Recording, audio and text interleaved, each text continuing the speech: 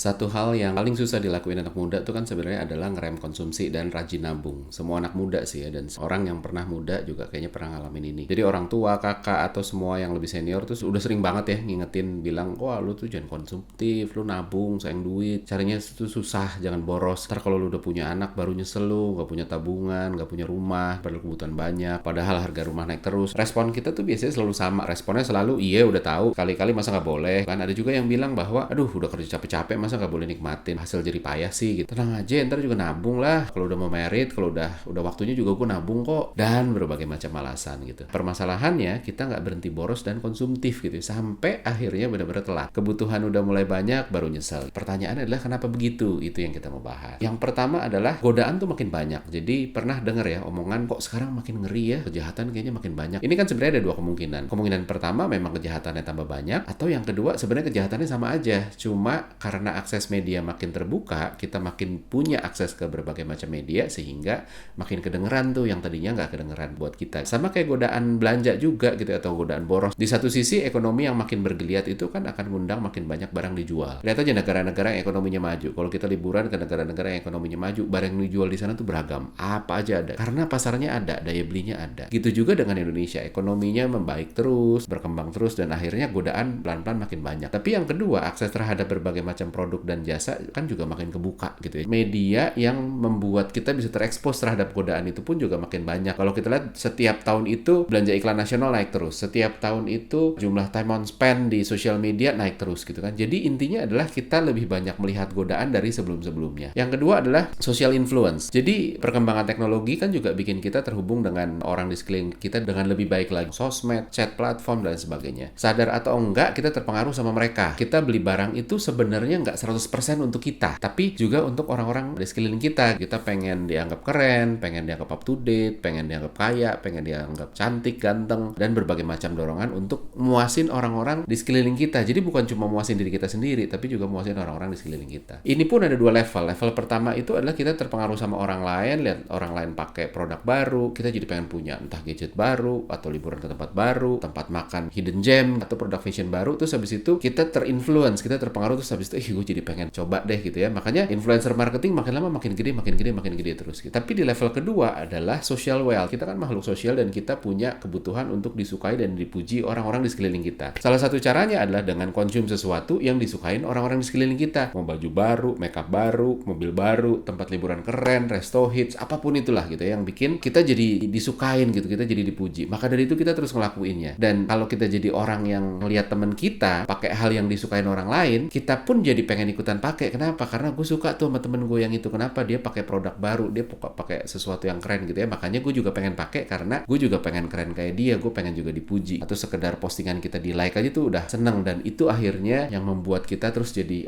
yuk deh kita lakuin. Ketiga adalah complication calculation. Jadi nabung itu nggak menarik karena otak kita tuh nggak cukup pinter untuk ngitung berapa sih yang bisa kita kumpulin dari apa yang kita tabung. Contoh misalnya, kalau kita nabung 1 juta per bulan, misalnya anggap aja masukin ke reksadana, anggap aja bunganya 1% per bulan. Reksadana kan bisa sampai segitu ya. Setelah 10 tahun atau 120 bulan, kira-kira berapa sih? Kita mikirnya kalau 120 bulan, sebulannya sejuta, kan modalnya totalnya jadi 120 juta. Ya paling nggak jauh-jauh dari situ lah, berapa lah, 130, 150 ya. Padahal ternyata kalau dihitung, hasilnya itu hampir 2 kali lipat dari 120 juta, yaitu 232 juta. Jadi hampir 2 kali lipatnya. Ini kan sebenarnya the power of compounding interest ya, bunga berbunga. Dan otak kita tuh nggak bisa ngitung di luar kepala compounding interest ini, dan kebanyakan dari kita tebakannya salah. Makanya kita nebaknya ya 1 juta sebulan, 120 bulan ya paling berapa sih? Paling 120 juta, 130, 150 gitu ya. Karena otak nggak bisa ngitungnya, makanya jadi nggak menarik gitu loh. Udahlah, nggak nabung beberapa tahunnya juga hilang berapa sih? Padahal sebenarnya kalau dihitung beneran itu lumayan. Terus habis yang selanjutnya adalah otak kita itu punya kecenderungan untuk hyperbolic discounting. Jadi kita punya kecenderungan untuk short sighted gitu ya. Jadi kita lihat cuma apa yang di depan mata, yang masih nanti ya udah pikirannya nanti aja gitu kan. Contoh misalnya nabung. Sakitnya kan sekarang. Ketika kita nabung sekarang, akhirnya uang kita nggak semuanya kita bisa pakai buat jajan, buat nonton konser bareng temen, jalan-jalan dan sebagainya. Enaknya itu nanti, bahwa sakit yang sekarang ini yang kita nabung, terus nanti kita jadi punya uang tabungan. Maka dari itu tuh habis itu tuh nggak pikirin nantinya, bahwa enak nanti tuh ntar aja deh gitu kan. Yang kita pikirin, yang kita beresin di depan mata dulu. Kalau kita nabung kita sakit gitu ya, painful, nggak bisa macam-macam. Jadi udah deh nggak usah nabung dulu deh. Bahwa kalau kita nggak nabung sekarang, ada pain nantinya setelah 10 tahun, 20 tahun lagi kita jadi nggak punya tabung. Ntar lah pikirinnya nanti aja deh. Nah itu hyperbolic discounting. Contoh nyatanya sebenarnya beli rumah. Jadi semua orang pengen beli rumah di perumahan yang udah jadi, udah rame. Ini insight yang gue dapat karena gue pernah kerja di properti portal terbesar di Indonesia. Semua orang pengen beli rumah di perumahan, komplek perumahan yang udah rame lah, BSD, Alam Sutra, Bintaro, apapun itu. Wah enak ya, rame ya, apa-apa ada, mall ada gitu kan, tempat makanan banyak, bank banyak, apapun. Begitu mantep mau beli, oke deh gue mau beli dan datang ke sana, terus lihat harganya, loh kok mahal ya, uangnya kok nggak cukup ya buat beli ini ya. Akhirnya nggak jadi. Lalu pindah ke area, ya udah deh kita karena udah keburu mantep mau beli, terus akhirnya ya udah deh coba cari area lain yang harganya masuk di kantong. Tapi terus habis itu begitu datang, loh kok sepi ya, yang masuk di kantong kok areanya kok sepi ya, ini kok kayak tempat jin buang anak ya. Nggak deh, mending kontrak aja dulu deh, nabung dulu sekalian nunggu gaji naik, nanti baru beli ketika tabungan udah cukup, gaji udah naik. Yang kejadian adalah nabungnya nggak terjadi,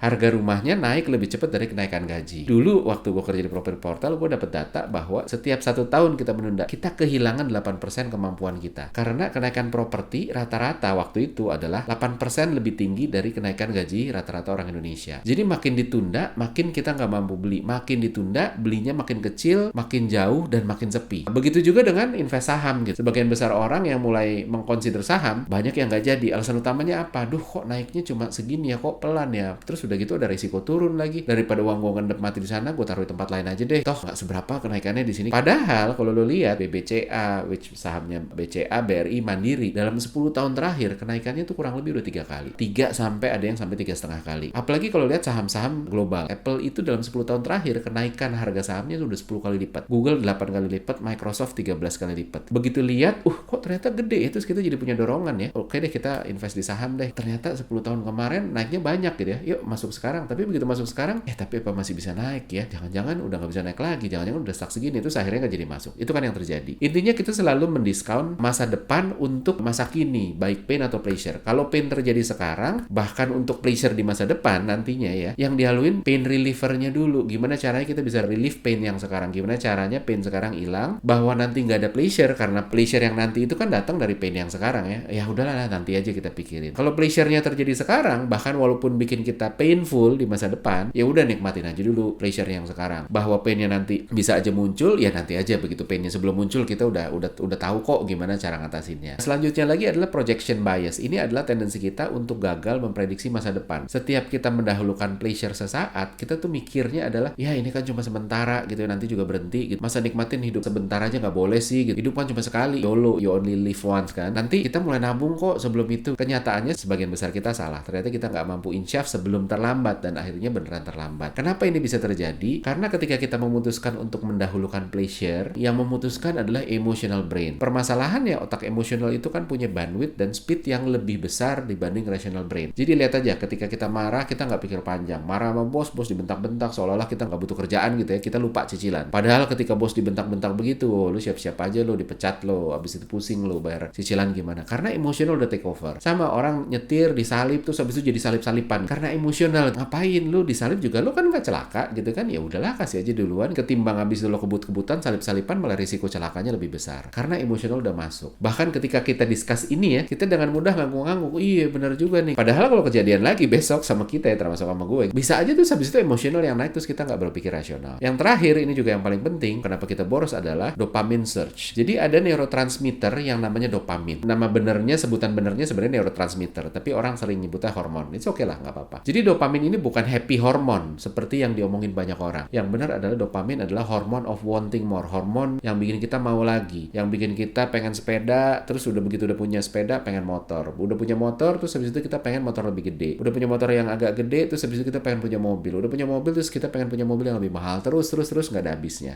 Hormon ini tuh bantu otak kita untuk munculin gambaran gimana enaknya kehidupan kita ketika kita udah punya sesuatu yang lagi kita pikirin atau kita pinginin. Otak jadi bisa bayangin macam-macam, semua yang enak-enak. Kurang ajarnya, dopamin itu selalu ingkar janji. Begitu barang yang kita pengenin kita beli, lalu dia pergi. Dia nggak lagi ada untuk kasih gambaran bahwa ini enak loh seperti yang kemarin kita bayangin ya. Ini yang bikin kita seringkali pengen sesuatu, lalu begitu kita punya barang itu, perlahan-lahan kita nggak menghargai hal itu lagi kayak dulu pas sebelum kita punya. Misal ketika kita baru pengen mobil baru, waktu pengen, wah kita browsing terus, lihat deh. Tiba-tiba kita subscribe sama Instagram account yang ngomongin mobil ini gitu ya, lihat fotonya segala macam. Begitu tuh habis itu akhirnya kita putusin beli, kita cuci setiap hari. Tapi lama-lama bodo amat, jangankan dicuci setiap hari, nggak pernah dicuci. Sampai pada akhirnya nanti, kayaknya gue pengen mobil yang lain lagi deh. Jadi dopamin akan begitu terus. Belum lagi ada situasi-situasi tertentu yang bikin dorongan untuk boros itu naik. Misalnya lagi stres. Kebanyakan orang orang jadi boros ketika stres. Apapun penyebab stresnya, mau masalah keluarga, kerjaan, apapun itu. Karena stres itu painful, bikin kita menderita ya. Maka otak kita secara bawah sadar akan cari penyeimbangnya. Biar nggak pain terus gimana ya? Kita makan banyak deh gitu kan. Makanya banyak orang stres terus habis itu menggemuk. Atau belanja banyak deh, makanya habis itu orang stres terus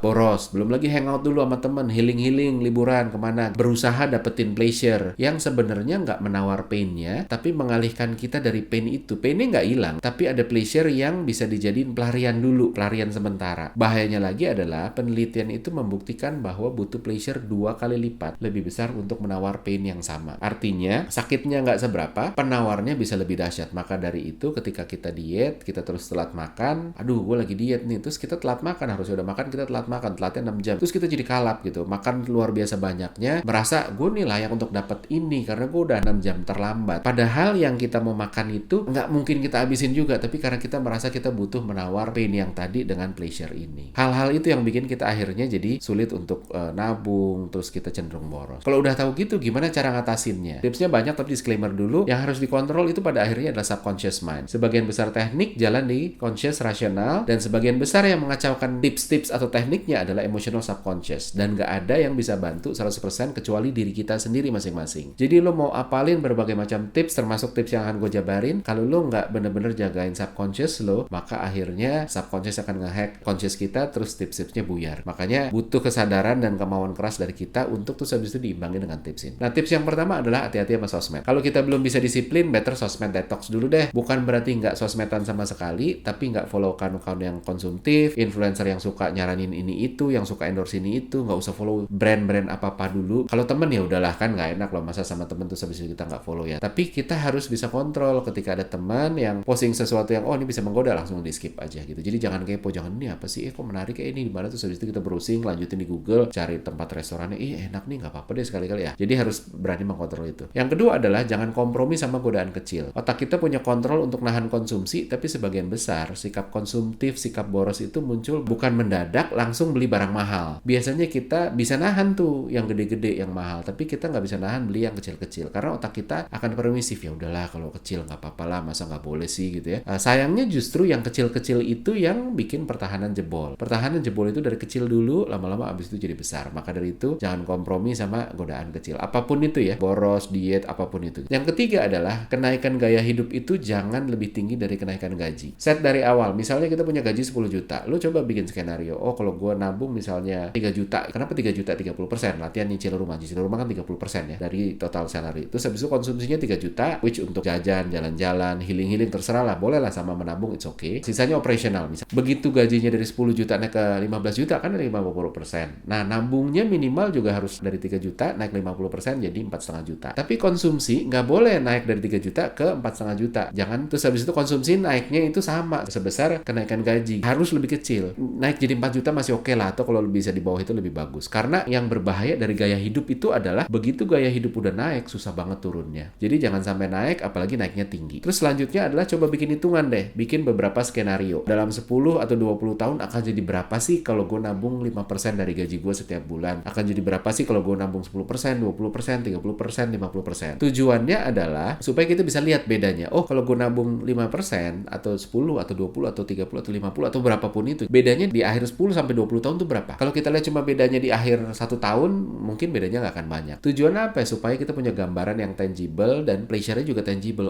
Kalau gue nabungnya gede, ternyata di akhir itu gedenya juga luar biasa jauh ya dibanding ketika gue nabungnya kecil atau bahkan gue nggak nabung. Nah, dengan gitu kita punya dorongan untuk nabung lebih gede dari awal. Tips selanjutnya adalah pasang auto debit sehari setelah gajian. Jadi entah ke rekening tabungan dan rekening tabungannya ini nggak boleh ada ATM, nggak boleh ada mobile bankingnya. Jangan kasih akses banyak-banyak. Pokoknya cara untuk kita bisa make uang dari rekening itu adalah dengan datang ke bank. Dibikin ribet supaya kita males duluan. Kalau mau udahlah males lah, udah deh nggak usah dikutak-kutik. Karena memang tujuannya itu. Rekening tabungan ini adalah rekening yang kita pisahin untuk abis itu tidak dikutak-kutik. Atau bisa juga ke rekening investasi, auto debit ke sana, entah reksadana, saham, bitcoin atau apapun itu. Bisa juga nekat cicil rumah gitu ya. Gue nyicil rumah, jadi dipaksa nabung dalam bentuk cicilan rumah. Nggak ada pilihan selain uangnya dilariin ke sesuatu yang produktif. Itu yang harus dilakuin. Terus selanjutnya lagi adalah kalau punya kepinginan, baiknya bikin komitmen. Contoh misalnya gue pengen gadget baru.